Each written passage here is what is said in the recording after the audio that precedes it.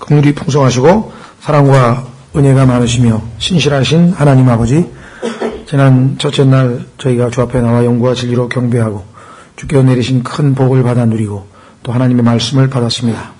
그 이후 저희가 이 오늘 넷째 날에 이르기까지 저희 삶을 돌이켜볼 때 주님의 긍휼과 은혜뿐이었고, 참으로 저희 쪽에서 주 앞에 합당치 못한 것도 많고, 또 주님보다는 우리 자신을, 또 주님보다는 쾌락을 사랑했던 많은 순간들이 있었던 것을 고백지 아니할 수 없습니다. 그러나 저희 마음에 다시 주님을 향한 마음이 있고, 또 주께서 저에게 기뻐하시는 뜻에 따라 저희가 다시 모여서 아버지께 먼저 경배하고 말씀을 듣고, 또 저희 마음속에 있는 모든 것들을 아버지 앞에 고함으로 주께서 그 기도를 응답하심으로 주의 뜻을 이루시기를 기뻐하시는 줄 알고 저희가 이렇게 나왔습니다. 오늘 저희를 모아주시고 무엇보다도 우리 주 예수 그리스도의 은혜의 왕자 앞에 믿음으로 나올 수 있도록 길을 열어주신 것을 인해서 진심으로 감사드립니다. 참으로 안타까운 것은 저희의 삶이 한 걸음씩 한 걸음씩 더욱더 주님에게 밀착하고 주님을 닮아가는 삶이 되기를 원하지만, 주님, 저희가 그 주님의 뜻에 부합되지 못하는 많은 순간들이 있음을 고백드립니다. 저의 나약함을 늘 참으로 돌아보시는 주께서 오늘 다시 저희 마음을 모두어서 주님의 말씀을 듣고 그 말씀을 통해 더욱더 힘을 얻고 또 주님을 알아가고 또 알아갈 만큼 주님을 더욱 사모하고 사랑하는 우리 모두가 되어서 정말 하나님 기뻐하시는 그 완전함을 향해, 그 영적 성숙을 향해 한 걸음씩 나아가는 우리 모두 되도록 도와주시기를 간절히 간구합니다. 부족한 자에게 맡기신 말씀의 사역을 온전히 감당할 수 있도록 주께서 도우시고 주께서 역사하셔서 모든 진리 가운데로 인도하시며 이 말씀이 저희 삶을 온전히 주관하고 통제함으로 주께서 기뻐하시는 대로 합당한 열매로 아버지를 영화롭게 하는 우리 모두 되도록 도우시기를 원합니다.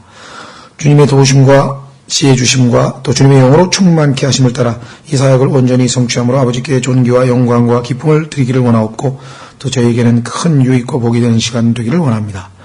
무엇보다도 함께하지 못한 지체들을 기억합니다. 주님, 그들을 돌보시고 그들을 지켜주시고 그들의 마음이 늘 주님과 주님의 말씀과 주님의 형제 자매들이 나와 있는 거룩한 집회로 모여질 수 있도록 도우시고, 무엇보다도 동일한 은혜로 함께해 주시기를 간구드립니다. 이 시간을 통해서 홀로 아버지께서 영광 얻으시기를 다시 한번 간구드리며 이 시간을 하나님 아버지 손에 온전히 의탁드립니다. 모든 말씀을 우리 주 예수 그리스도 이름으로 기도하옵나이다. 아멘.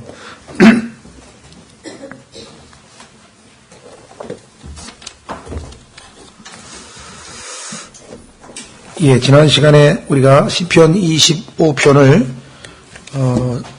다 마치지 못하고 두 부분으로 나누어서 첫째 부분만 했었죠. 시편 25편 1절서부터 14절까지 지난번에 살펴봤는데 한마디로 간구의 내용이 들어있었습니다. 시편 25편은 전체 주제가 삶을 인도하시는 주님, 우리의 삶을 인도하시는 주님인데, 우리의 삶이 그냥 평범하게 인도하시는 것보다는 오늘 우리가 공부할 주제를 보면 온갖 형태의 어려움들이 가득합니다. 그것은 이미 죄가 이 세상에 한 사람으로 말미암아 들어왔다고 로마서 5장 12절에 말씀한 것처럼 이미 죄가 들어와 있고, 그 죄가 단순히 세상에만 들어온 것이 아니라 우리의 몸 안에 이미 내재하고 있습니다. 그래서 우리 자신이 비록 거듭나서 우리 안에 성령께서 내주하고 계시지만 여전히 이 갈등 속에서 살아가고 있다는 것을 생각하면 이 땅에서 주님이 오셔서 모든 것이 화평 가운데, 의로움 가운데 안정되기까지는 정말 우리가 많은 공경과 어려움과 또는 하나님의 징계와 어떤 형태로든 힘들고 고통스러운 순간이 있을 수밖에 없는데, 놀랍게도 이 가운데에서 우리 그리스도인들은 우리를 보호하시고 우리를 인도하시고 또 우리를 매 순간 구출해내시고 도우시는 그러한 분이 계시다는 것. 그래서 삶을 인도하시는 주님을 우리가 시편 25편에서 만나게 되는 것이죠. 그래서 1절서부터 7절까지 보면 지난 시간에 보았듯이 인도하시고 보호하시는 주님.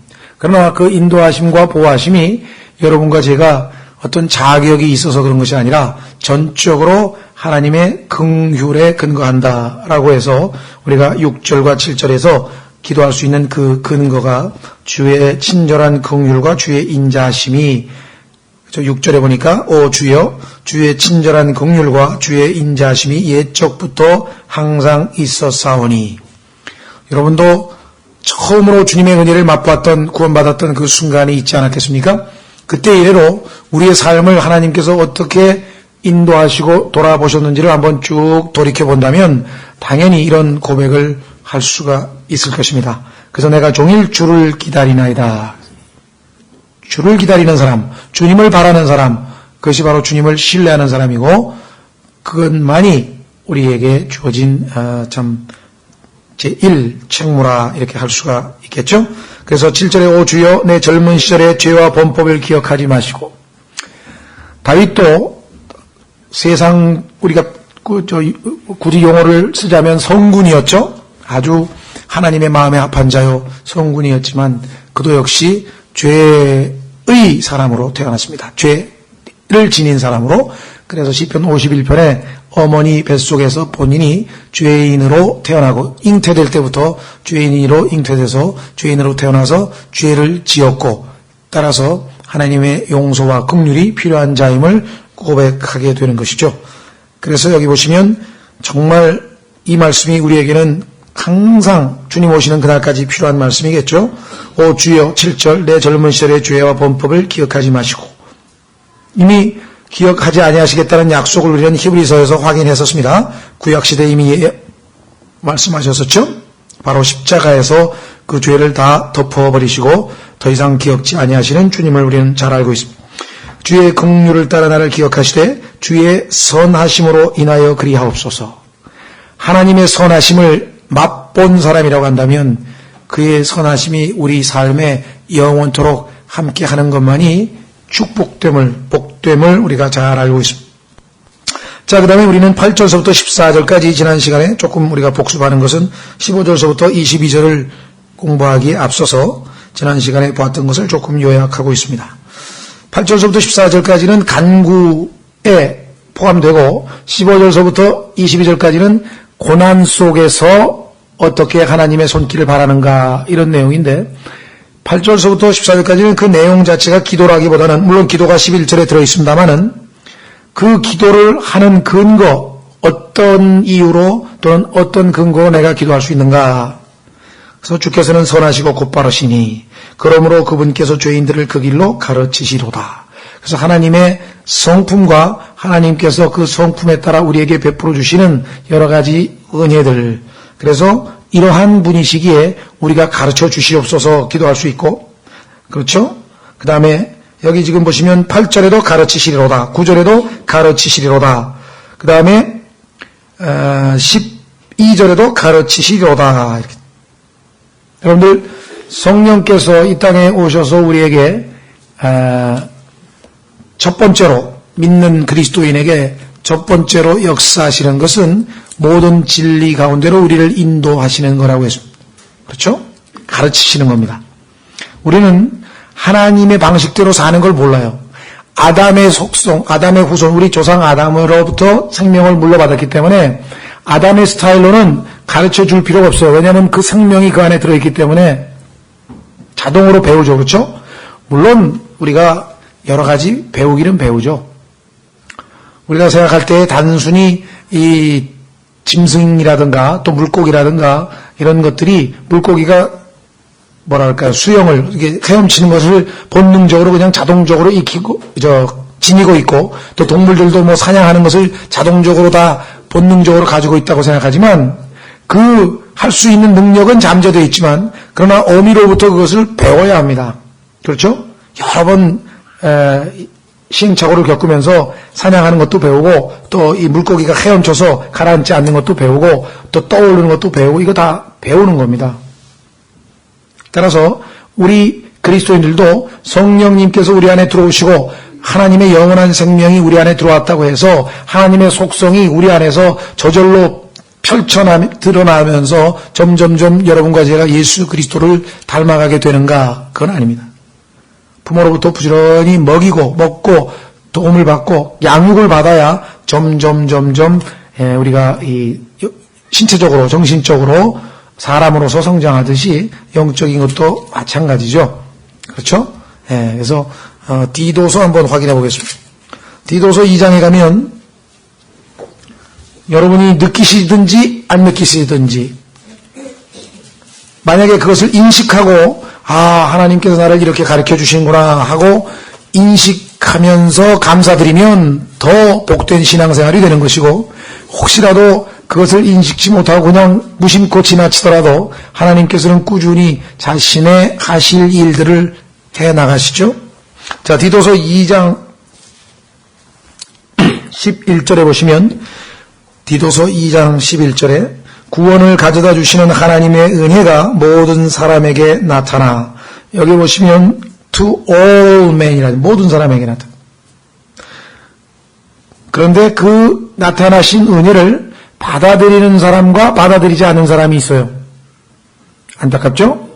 그런데 나타난 그 은혜를 수용한 사람들에게는 12절 우리를 가르치시되, 이 가르친다고 하는 그 주어는 하나님의 은혜입니다. 하나님의 은혜가 여러분과 저를 가르쳐 주세요. 여기 보면 5가지 나오죠. 그렇죠? 자, 그래서 가르쳐 주시는 분에게 우리는 시편 기자처럼 가르쳐 주시라고, 하나님의 방식대로 사는 법을, 아담의 방식대로 사는 법은 이미 나이 든 만큼 많이 부모로부터 배웠고 또 반대로 자식들을 가르치기도 하지만, 영적으로 하나님의 방식으로 godly, 하나님 스타일로 사는 방법은, 하나님 스타일로 말하는 방법은, 하나님 스타일로 행동하는 방법은 하나님의 은혜로부터 가르침을 받아야 되겠죠. 자, 그래서 우리는 이제 그러한 가르침을 우리가 받으면서 한 걸음 한 걸음 주님의 인도하심을 따라 살게 됩니다. 그렇죠? 자, 15절부터 오늘 22절까지 본문 말씀 먼저 한번 읽어보겠습니다. 주께서 내 발을 그물에서 빼내실 터이므로 내 눈이 항상 그분을 향하는도다. 그물에 갇혀 있구나. 여러분들 새가 그물에 갇혀서 옴짝달싹 못하고 갇혀있는 모습을 한번 상상해보면 여러분에게 그 어떤 그물이 지금 우리를 옴짝달싹 못하게 하고 있는지 한번 생각해 보시고요. 그 다음, 나는 황폐하며 고난을 당하오니 주는 내게로 돌이키사 내게 긍휼을 베푸소서. 그러니까 그물 안에 지금 갇혀 있는데 그 종류가 우선은 황폐하다 그랬고, 두 번째는 고난 있다 그랬고, 17절 내 마음의 근심들이 커졌사오니, 마음의 근심들이 줄어드는 게 아니라 점점점 드러나고 있어. 세 번째, 그 다음에 내 모든 죄를 죄송합니다. 주는 나를 내 고통들 속에서 이끌어내소서. 고통이 또 있어요. 18절 내 고난과 내 아픔을 살피시고, 자, 고난과 아픔이라는 게 또 있어요. 내 모든 죄를 용서하소서. 거기다 또 우리가 죄를 짓기까지 합니다. 19절 내 원수들이 많고 또 잔인한 미움으로 나를 미워하오니, 원수들이 있고 또 미움이 있습니다. 그들을 깊이 살피소서. 내 혼을 지키시고 나를 건지소서. 이 와중이라면 15절서부터 19절에 처해 있는 여러분이 이런 상황에 처해 있다면 하나님께 여기 나와 있는 20절의 기도를 안 드릴 수 있겠는가 생각해 보십시오. 그렇죠? 내 혼을 지키시고 나를 건지소서. 내가 주를 신뢰하오니 내가 부끄러움을 당하지 않게 하소서. 하나님의 명예가 달려있는 거죠. 이러한 주의 자녀들을 돌보시는 것. 그래서 21절에 내가 주를 바라오니 순전함과 곧바름이 나를 보존하게 하소서. 하나님이여 이스라엘을 그의 모든 고난에서 구속하소서. 자, 그러니까 우선 15절서부터 19절까지는 한 말씀으로 드리면 이 고난을 어떻게 평가하고 있는가, 이 시를 쓴 사람이 이 고난 와중에 어떻게 처신해야 되는가, 또는 어떻게 평가하고 있는가를 우리가 보게 되고, 나머지 20절서부터 22절까지는 어떻게 이 고난에서 벗어날 수 있는지, 그것은 주님의 도움으로 벗어날 수 있다. 이렇게 지금 고백하는 거죠.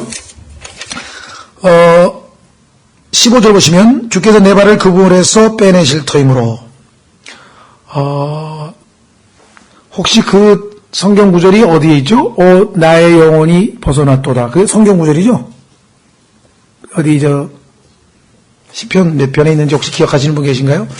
120편인가요? 제가 지금 갑자기 생각이 나서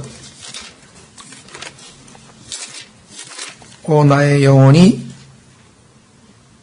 벗어났도다. 사냥꾼의 올무에서 새같이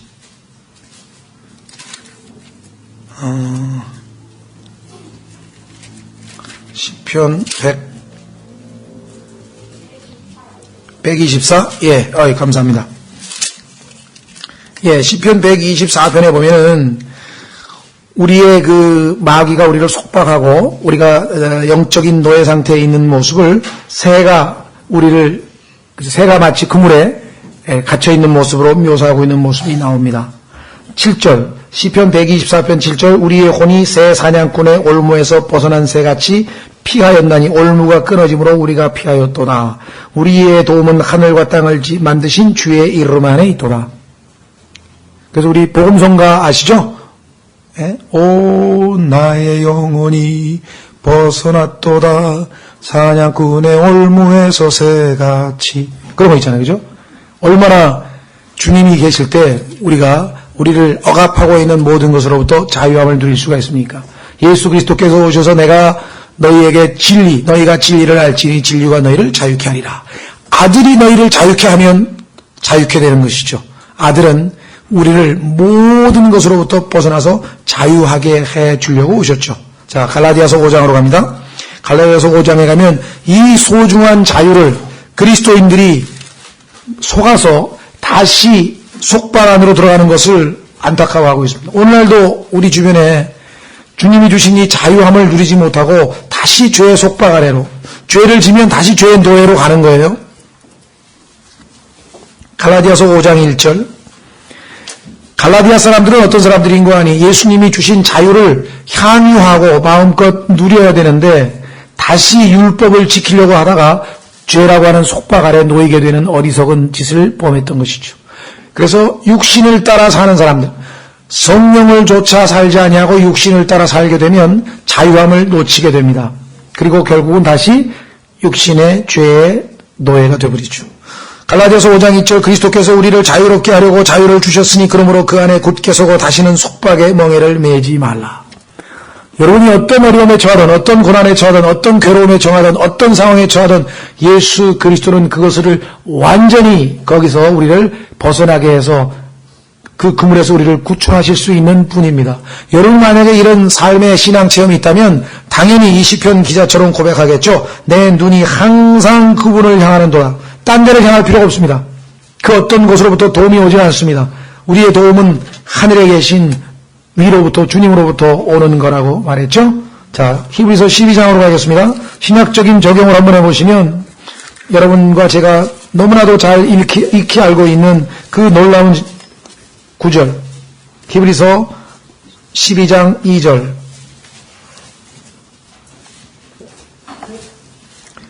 히브리서 12장 2절 우리의 믿음의 창시자요. 예수님을 믿을 때 처음 우리에게 믿음을 주시는 분이시죠.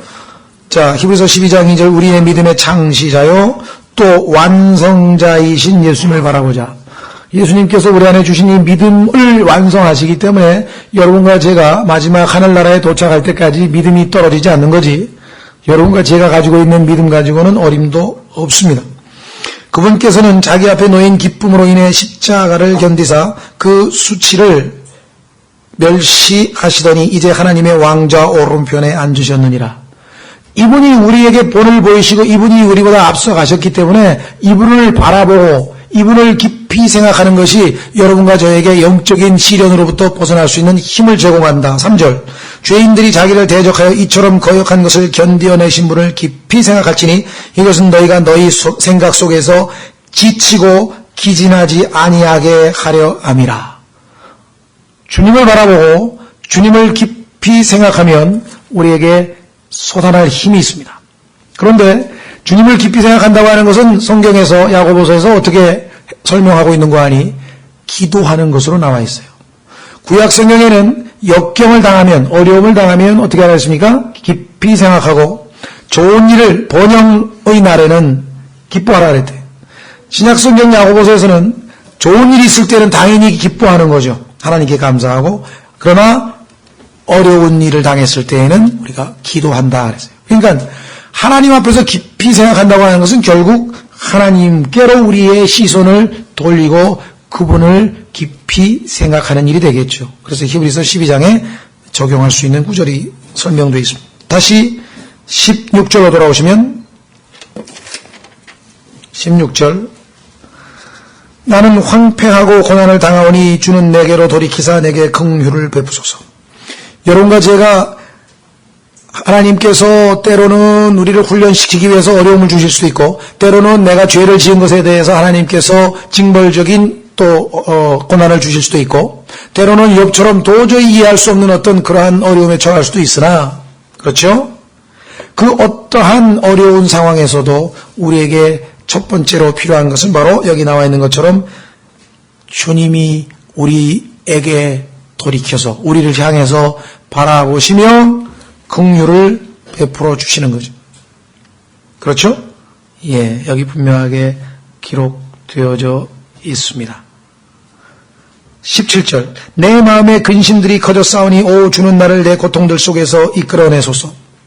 여러분들 다윗의 근심들을 한번 생각해 보십시오. 마음의 근심들. 자, 그는 당시로 치면 율법으로는 어떻게 해결할 수 없는 가장 큰 죄인 간음죄를 저질렀습니다. 그렇죠? 그 다음에 그것을 들키지 않도록 하기 위해서 어떤 모면하기 위해서 나름대로 여러 가지 속임수를 써서 결국은 살인까지 저질렀습니다. 그렇죠? 비록 그 죄들을 용서받았지만 그 심은 대로 거둔다는 하나님의 법칙에 따라 인과응보할 때 그 응보적인 결과가 결국은 다윗의 아들 압살롬이 그렇죠? 이복 형제인 암논이 자기의 여동생을 범한 것에 대해서 보복을 하게 되고 복수가 일어났고 그렇죠? 그래서 자기가 살인한 그것을 그대로 씨를 뿌린 대로 거두어서 집안에서 살인이라고 하는 극단적인 아주 불행한 일을 겪었고 그 다음에 여러분도 잘 아시는 것처럼 그 이복 형제 간의 그런 소위 말하면 음행 사건도 있었고 이복 여동생을 범하는 일이 벌어졌죠. 그 다음에 심지어는 자기 아들 압살롬이 아버지의 첩들을 권력을 장악하기 위해서 그 만천하에 있는 그 백성들 앞에서 공개석상에서 텐트를 쳐놓고 왕궁 위에서 범하는 그런 정말 아주 굴욕적이고 치욕적인 그런 일들을 다 겪었습니다. 그것이 그냥 세상적으로 다윗이 사람들에게 망신을 당했다든가 치욕을 당했다든가 그 차원이 아니라 자기가 그토록 사랑하고 그토록 섬기는 그 하나님의 마음을 얼마나 상하게 했는지를 생각하고 그분 앞에 정말 부끄럽고 그분에게 죄송하고 그 생각을 하면 다윗의 마음에 나와 있는 근심이라고 하는 것이 얼마나 컸겠는가. 다윗과 하나님 사이의 그 밀접한 관계, 여러분들이 시편을 읽으면 읽을수록 어떻게 하나님과 이렇게 친밀한 관계가 될 수 있을까 정도의 그런 사이였는데 하나님 앞에 정말 너무나도 멀어진 느낌을 갖게 됐을 때 그 다윗의 심정을 생각해 보면 다윗은 내 고통들 속에서 이끌어내소서 저를 건져내시기를 원합니다. 이것 이외에 다른 어떤 기도를 할 수가 없었을 것입니다. 그뿐이 아니죠. 18절 오 내 고난과 내 아픔을 살피시고 내 모든 죄를 용서하소서. 하나님께서는 이미 용서하셨습니다. 여러분 어떠십니까? 우리 그리스도인들 중에도요. 하나님께서 분명히 죄들을 용서하셨다는 사실을 알면서도 다시 그 죄들을 생각나게 하는 송사하는 마귀에게 속아서 그렇죠? 왜냐?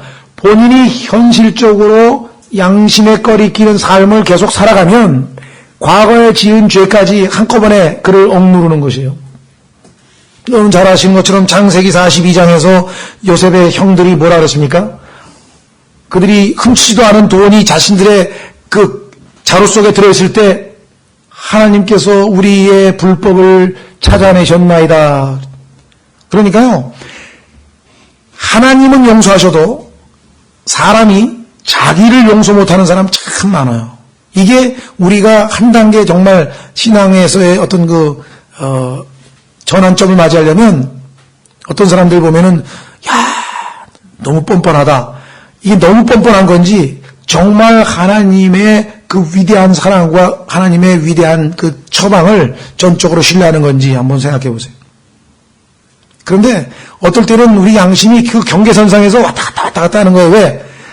내가 죄를 너무나 가볍게 지고 너무나 쉽게 저질러 놓고 엎드려서 주여 용서해 주옵소서 하고 자백을 했더니 하나님의 말씀에 근거해서, 그렇죠, 우리는 죄사함을 얻고 다시 양심을 깨끗하게 해서 양심이 다시 회복됐습니다. 그런 체험은 그리스도인이면 얼마나 자주 하는지 몰라요. 그런데 문제는 어떻게 그렇게 쉽게 우리의 육신에게 져서, 빚도 진 거 없다고 성경이, 더 이상 육신에게 빚진 것도 없다고 성경이 말씀했는데 그런 말씀은 왜 우리 안에서 그렇게 효과적으로 역사를 못하는가? 그것은요, 우리에게 이 육신이라고 하는 것은 본질적으로 우리의 본성에 해당되고 너무나 우리에게 친숙한 것이에요. 개가 멍멍 짖는 것이나 고양이가 쥐를 보고 잡으라고 튀는 것이나 여러분과 죄가 왔을 때 반기면서 죄를 짓는 것이나 똑같은 일이라. 이거는 우리의 의지나 노력으로 될 일이 아니에요. 전적으로 하나님의 은혜에 달려있고 전적으로 믿음에 달려있고 전적으로 하나님의 말씀이 나를 통제할 때에 가능하기 때문에 의외로 너무나 쉽게 우리는 죄를 반복해서 죄를 짓습니다. 그래도 어떻게 해요? 가야 할 곳은 주님께밖에 없어요. 그래서 주님께서 조금씩 이제 우리로 하여금 영적인 스타일은 우리하고 너무나 안 맞아. 왜? 제가 26살에 구원을 받았는데 26년 동안 아주 몸에 육신적으로 사는 게 아주 몸에 딱 배어있는 사람이 영적으로 그때부터 살아보려고 하나님의 도우심을 받아서 한 걸음씩 가다가 얼마나 쉽게 미끄러지고 주저앉고 하겠는가 한번 생각해 보세요. 그렇죠? 지금은 영적으로 살아온 지가 이제 과거 26년보다 더 많아졌는데도 불구하고 어떨 때에는 어떻게 그렇게 옛 스타일의 삶이 너무도 천연덕스럽게 자연스럽게 나오는지 참 끈질기다. 죽을 때까지. 안 가요. 죽을 때까지 갑니다. 죽을 때까지. 그렇죠? 그럼에도 불구하고 그래도 하나님께서는 내 안에서 역사하고 계시는 것이죠. 그래서 한 걸음씩 느린 것 같지만 한 걸음씩 변해가는 것입니다. 그 신앙생활입니다. 아주 느려요. 그래서 우리는 인내가 많이 필요합니다. 우리 주변에 보면은 어떤 분들은 물론 구원을 받았으니까 가치관도 변하고 스타일도 변하고 모든 게 다 바뀌어야 된다고 우리가 기대하지만 그 은혜가, 그렇죠? 어떤 사람은 3개월, 어떤 사람은 6개월, 어떤 사람은 1년 타오르는 것 같다가요, 하나님께서 그 일종의 미럴 여행이 끝나고 나면 그 다음에는 훈련으로 돌입하면 이게 만만치 않아요. 그렇죠? 여러분들도 다 겪어본 일이기 때문에. 그래서 우리가 인내하면서 그 광야의 여정을 잘 통과하도록 돕고 기도하고 서로가 하는 과정이 신앙생활이기 때문에 어떤 면에서 보면 신앙생활을 상당히 지루하기조차 할 때가 있습니다. 어떤 분들은 항상 아멘 할렐루야 하고 그냥 말씀이 들어오면 막 내 마음이 뜨겁고, 그렇죠?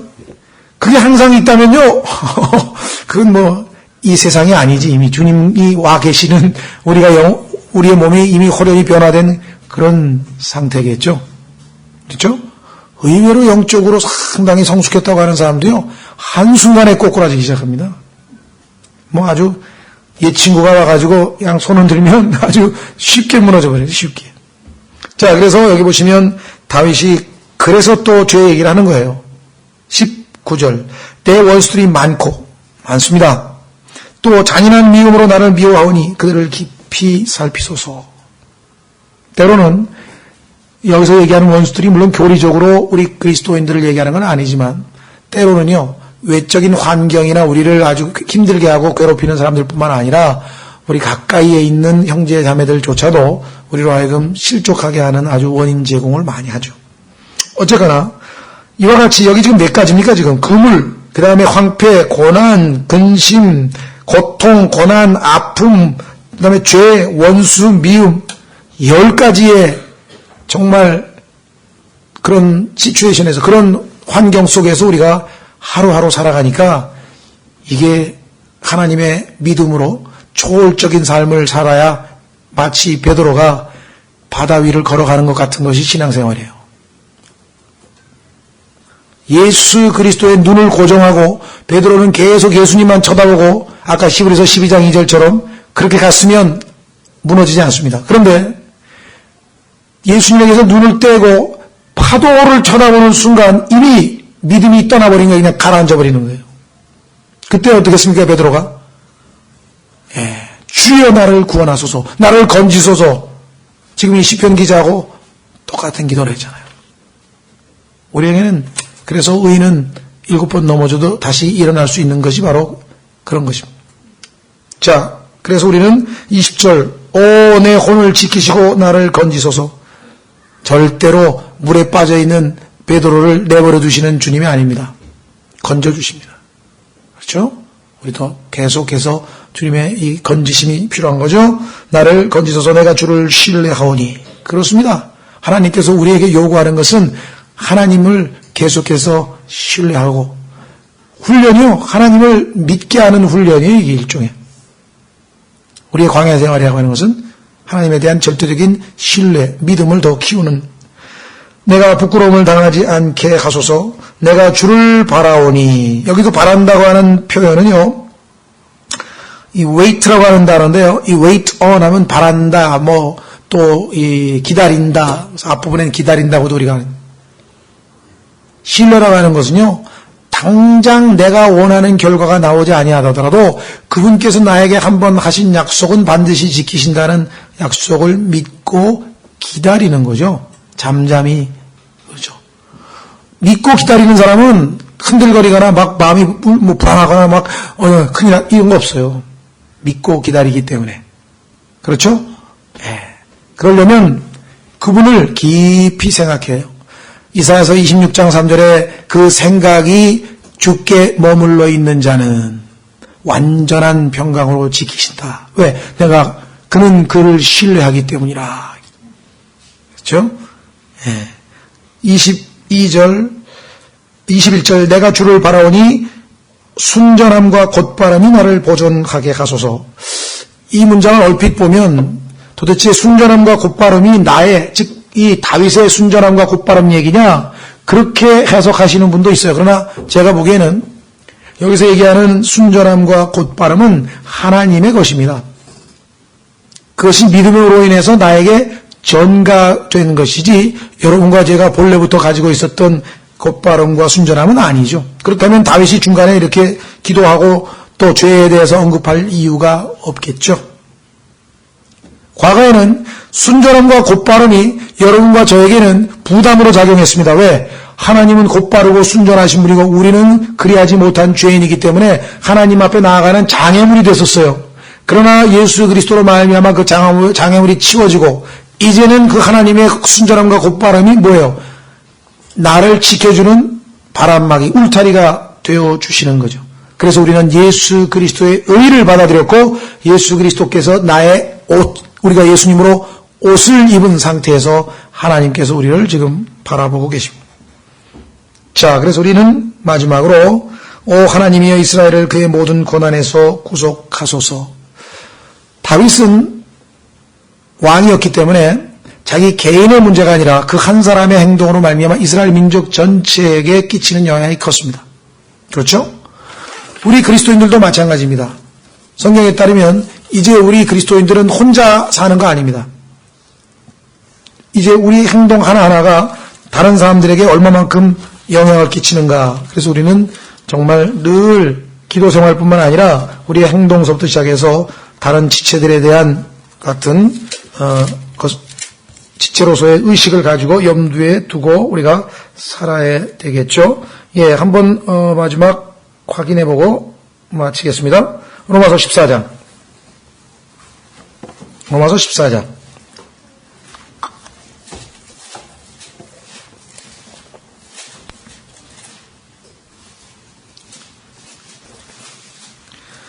우리 중에 아무도 자기를 위해 살지 아니하고 또 아무도 자기를 위해 죽지 아니하는도다.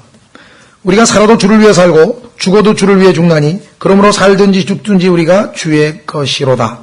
여기서요, 우리말로 위해라고 하는 말은 내가 주님, 예를 들면 내가 조국을 위해서 살겠다. 그죠? 나는 명예를 위해서 살겠다. 그런 의미에서의 위하여하고는 조금 의미가 다릅니다. 여기는 for라고 하는 영어 전치사가 아니고 to인데요. 내가 사는 행동이 주님께 영향을 미친다 이 말이에요. 내 행동 때문에 주님이 기뻐하실 수도 있고 슬퍼하실 수도 있고 내 행동 하나 때문에 옆에 있는 지체가 믿음이 소생할 수도 있고 믿음이 무너져버릴 수도 있고. 무슨 말인지 알겠습니까? 그래서 이제 그렇잖아요.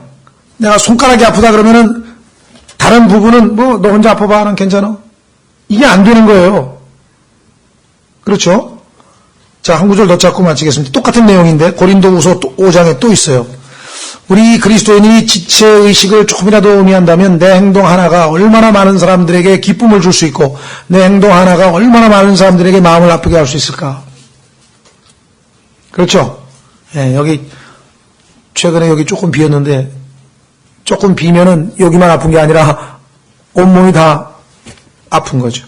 고린도후서 5장 15절 고린도후서 5장 15절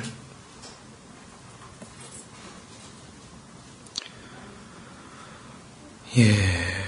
15절 그분께서 모든 사람을 위하여 죽으신 것은 살아있는 자들이 이제부터는 자기를 위하여 살지 아니하고 오직 자기를 위하여 죽었다가 다시 일어나신 분을 위하여 살게 하려 함이니라.